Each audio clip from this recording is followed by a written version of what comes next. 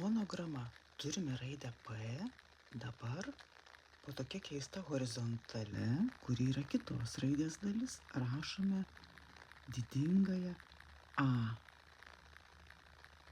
Yra paslėpti serifiukai piešiami. Štai tokia išlenkta mums įprasta horizontalė puošni. Štai čia yra H raidės horizontalė. Paschalis tai yra monograma popiežiaus, kuris dalyvavo statant Šventos Praksėdės bažnyčią Romoje. Graikiškos bažnyčios, bet lotyniška monograma. Na, kad būtų H raidė, reikia dar vienos vertikalės ir mes piešiame ją, leiskime žemyn vertikalę, bet ji yra ne tik tai H raidės dalis, bet ir L. Paschalis yra raidė L. Na, kogi dar trūksta? Reikia įkomponuoti visas raides. Trūksta paskutiniosios raidės, tai yra S. Lengva ją nupiešti su tokiu plokščiu teptuku.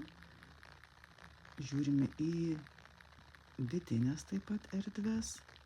Plokščią teptuką pasirenkame, na, kuo geresnį, šis truputėlį yra gal ir per platus ir sunku truputėlį apjungti tuos serifikus. Trūksta raidės C.